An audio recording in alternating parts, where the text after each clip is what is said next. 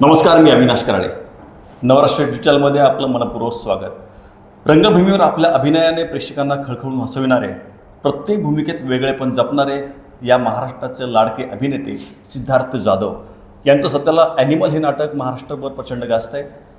महेश मांजरेकर लिखित आणि दिग्दर्शित आणि स्वतः सिद्धार्थ जाधव निर्मित आणि अभिनीत या नाटकाचा आज अहिल्यानगरमध्ये प्रयोग होता. प्रचंड हाऊसफुल झालेला हा प्रयोग नगरकरांनी अक्षरशः डोक्यावर घेतला. तर आज या नाटकाच्या निमित्तानं आपण स्वतः सिद्धार्थ जाधव यांच्याशी खास संवाद साधणार आहोत. दादा नमस्कार. नमस्कार. नमस्कार दादा, मराठी रंगभूमीला एकपात्री नाटकांची समृद्ध परंपरा आहे. या तुलनेमध्ये ॲनिमल हे नाटक कुठल्या परंपरेत बसतं? म्हणजे पु ल देशपांडे असतील, लक्ष्मण देशपांडेचं वराड निघालं लंडनला असेल, तर या तुलनेतलं ॲनिमल नाटक मला त्याच्या काहीशी जवळचं पोहोचणारं वाटतं. तर काय सांगाल याबद्दल? नमस्कार. पहिली गोष्ट म्हणजे महेश मांजरेकर सरांबरोबर हे नाटक मी निर्माता आहे, कारण त्यांच्या पाठबळाने, त्यांच्या आशीर्वादाने हे नाटक म्हणजे याचा निर्माता होण्याचं धाडस मी करू शकलो. आणि हे नाटक एकपात्री नाही आहे, हे नाटक आहे आणि त्याचा एक वेगळा अनुभव आहे असं मला वाटतं. की ज्या दिग्गज महान कलावंतांची तुम्ही नावं घेतली, त्यांच्या नकाशी सर मला नाही आहे, त्यामुळे मी त्यांच्या पठडीतलं हे नाटक नाही. हा एक मराठी रंगभूमीवर म्हणजे मराठी रंगभूमीचा खूप प्रयोगांचा खूप इतिहास आहे. या स्टेजवर म्हणजे मी जेव्हापासून नाटक करतो आहे, आता 25 वर्ष झाली मला करिअरला. मी तुमचा मुलगा करतो काय असेल, किंवा जागो मोहन प्यारे असेल, किंवा राम भरोसे, लोचा झालारे, शाहरुख मांजरेकर, गेला उडत, आणि त्यावेळेला येणारी नाटके पाहिली होती. यदा कदाचित पाहिलं होतं, त्याच्यानंतर ऑल दी बेस्ट होतं, सई रे सई होतं. मला वाटतं ही दिग्गज नाटकं आहे आणि मराठी रंगभूमीवर असे असे प्रयोग होतात. तर महेश मांजरेकर सरांनी काय इंटरेस्टिंग एका स्ट्रगलरची गोष्ट सांगण्याचा प्रयत्न केला आहे, पण तो एकपात्री नाही आहे, ते नाटक आहे. तो माणूस या नाटकात काही लोक बोलतात, काही लोक नाही बोलत, पण जी नाही बोलत ती पण बोलतात असं भासतं. त्यामुळे हे एवढं सांगेन की हे नाटक एकपात्री नाही आहे. हे नाटक असं नाटक आहे की ते एका पात्राचं आहे, पण ते एकपात्री नाही आहे. दादा, 2010 सालेल्या मी शाहरुख मांजरेकरपासून तर ॲनिमलपर्यंतचा प्रवास नेमका कसा घडला आहे? इंटरेस्टिंग आहे. बेसिकली सर हे नाटक हिंदीत करतात ॲनिमल नावाने, आणि मराठीत करतो. माझ्या कारकिर्दीला ह्यावर्षी 25 वर्ष पूर्ण झाली. 2000ला मी रंगभूमीवर काम करायला लागलो. तर मग महेश सरांनी आमचं ठरलं की एक छान नाटक करूया, आणि मी शाहरुख मांजरेकर की हे नाटक एवढं गोड आणि सुंदर नाटक आहे. आणि त्यावेळेला सरांनी आम्ही त्याचे 100 प्रयोग केले होते, आणि ते त्यावेळेला समकालीन होतं. मग सरांनी ते नाटक पुन्हा एकदा लेखणी उचलून छान लिहिण्याचा प्रयत्न केला, आणि त्यांनी मग त्यातून ॲनिमलचा जन्म झाला. आणि ॲनिमल ज्या पद्धतीने सरांनी लिहिलं आहे, दिग्दर्शन केलं आहे, ते स्वतः कामही करतात. आणि मला असं वाटतं की हे पात्र कनेक्ट होतं माझ्यासाठी, आपण एक कुठेतरी रिलेट करतो. बरं, हे नाटक सिरियस आहे का? तर नाही, अजिबात नाही. हे नाटक तुमचं खळखळून मनोरंजन करतं, पण मध्येच तुम्हाला एकदा चिमटा काढतं की हो रे, हे आपल्या आजूबाजूला असं घडतं आहे. मॅन इज अन ॲनिमल ही जी सोलोलोकी आहे, म्हणजे खूप मोठी कॉम्प्लिमेंट मला एका प्रेक्षकाने दिली की तरुण वर्गाचा नटसम्राट. तर मला वाटलं ही माझ्यासाठी खूप मोठी म्हणजे आयुष्यात मिळाली कॉम्प्लिमेंट आहे. पण मी अजून त्यापर्यंत नाही पोचलो आहे. पण हे श्रेय महेश सरांचं जातं, कारण जी सोलोलोकी त्यांनी लिहिली, ज्यात माणसाचं म्हणजे डेफिनेशन ती व्याख्या त्यांनी तयार केली, ती कमाल. आणि मायबाप रसिक प्रेक्षक आज अहिल्यानगरकर ज्या पद्धतीने रिॲक्ट होत होते. आज आमचा 20वा प्रयोग आहे, पण आज आमचा जवळजवळ हाऊसफुल प्रयोग होता, आणि कमालीचा रिस्पॉन्स महाराष्ट्रभर आहे. आता उद्या आम्ही सोलापूरला आहोत, मग लातूर आहे, नांदेड आहे, छत्रपती संभाजीनगर आहे, मग जळगाव आहे. तर प्रयोगांची मालिकाही खूप छान वाढत जाते. दादा, प्रचंड स्ट्रगल करत तुम्ही या क्षणापर्यंत पोहोचलेला आहात. तर दत्तूचा निरागसपणा आणि त्याचा संघर्ष हे संतुलन साधताना नेमकं कुठली अडचण वगैरे आली अशी काही? नाही, मला वाटतं की हे पात्र महेश मांजरेकर सर खूप जगलेत. त्यांचा स्ट्रगल हा खूप कमालीचा आहे, आणि मला असं वाटतं की तो स्ट्रगल ते माझ्यातही पाहतात. त्यामुळे ह्या पात्राची त्यांनी म्हणजे या पात्रासाठी त्यांनी माझी निवड केली. मी म्हणजे खूप नशीबवान आहे. आणि म्हणजे कुठलं तरी असं म्हणजे वेडात नट असेल जो त्या पात्रावर झडप घालणार नाही, कारण ते दत्तूचे जे पात्र आहे ते कमाल आहे. आणि ॲक्टर म्हणून मला महेश मांजरेकर सर कधीच विनोदी अभिनेता मानत नाही.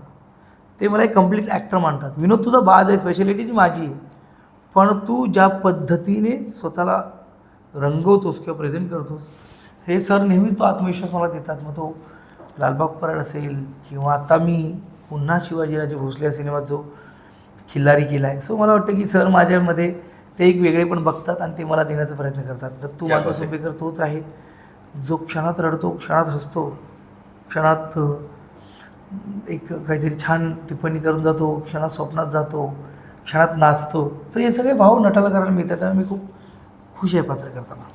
दादा, तुमच्या आवाजातील आरोह अवरोह आणि देहबोली या आजच्या दत्तू भूमिकेसाठी खूप महत्त्वाच्या ठरत आहेत.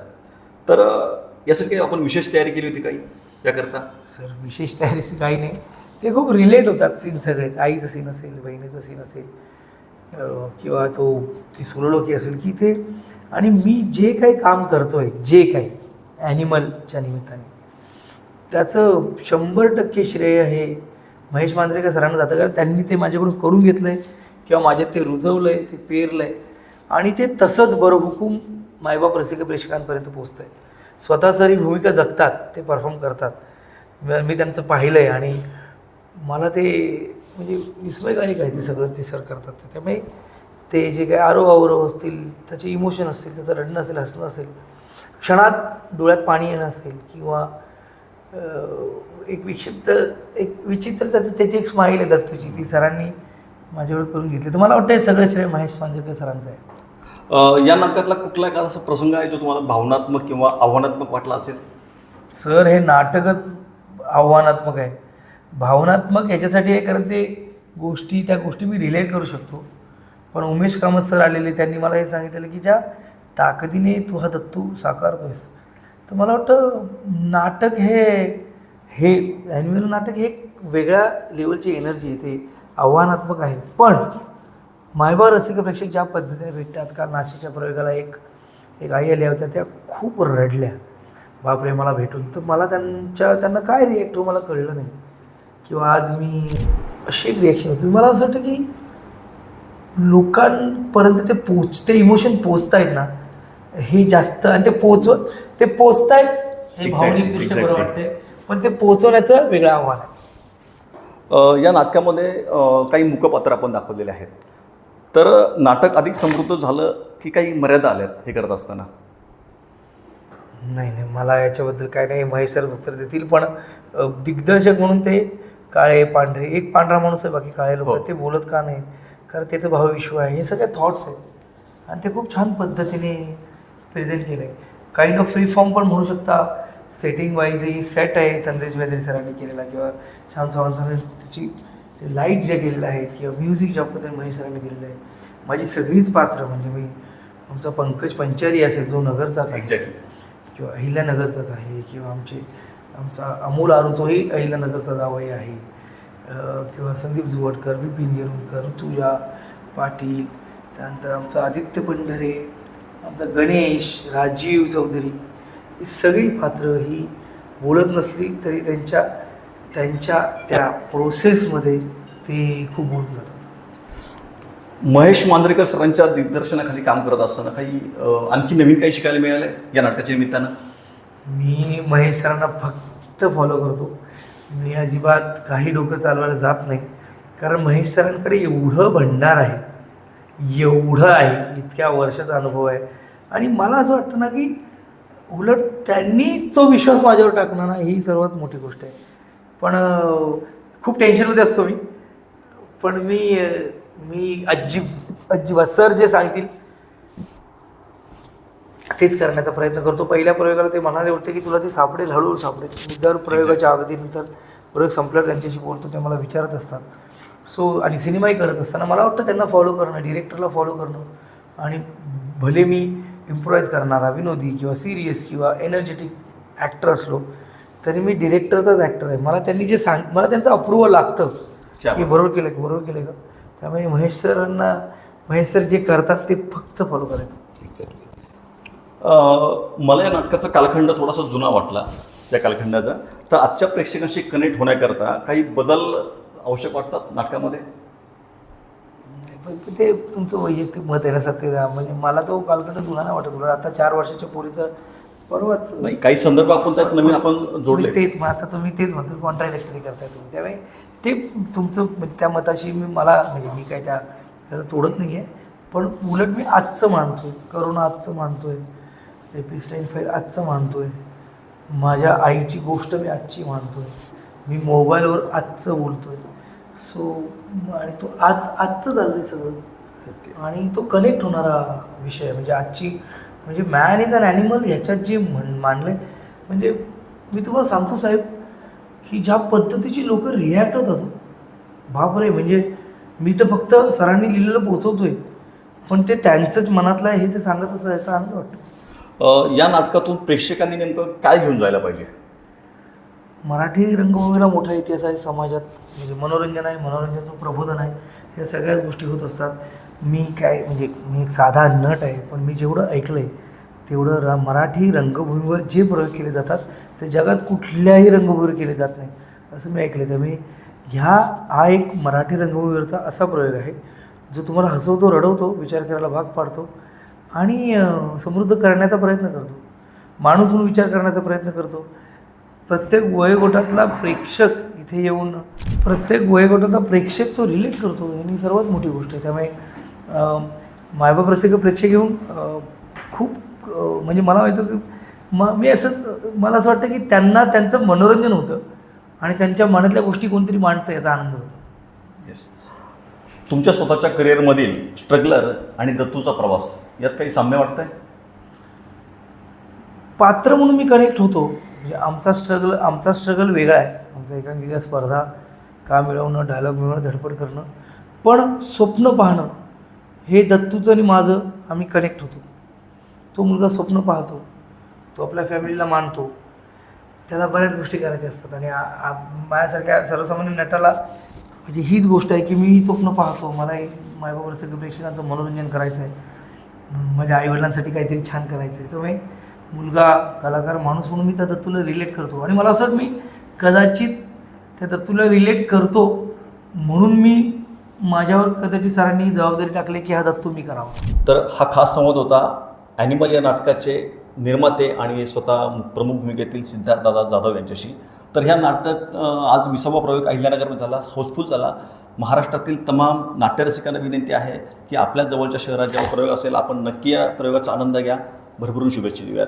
दादा थँक्यू व्हेरी मच. नाही खूप बरं वाटतं आहे मला आज अहिल्यानगरमध्ये येऊन प्रयोग करून. संदीप सर आमचे ज्यांनी हा प्रयोग ऑर्गनाईज केला होता आणि सर म्हणजे मला असं वाटतं की मी आता 20 प्रयोग करतो याचे, प्रत्येक प्रयोगाला ज्या पद्धतीचे मायबाप रसिक प्रेक्षक येऊन दाद देत आहेत म्हणजे मला म्हणजे ते भारावले पण मलाच होतं.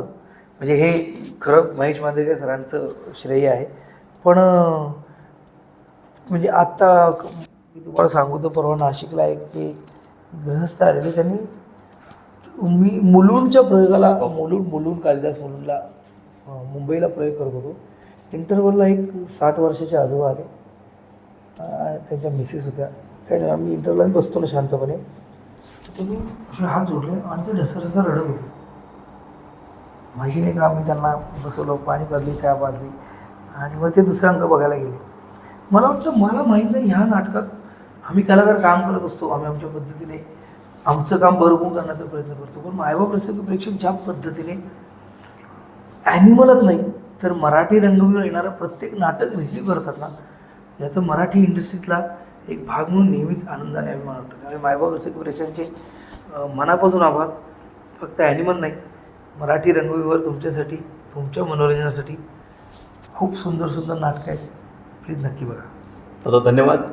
नवराष्ट्र डिजिटलकडून ॲनिमल या नाटकासाठी मनापासून शुभेच्छा.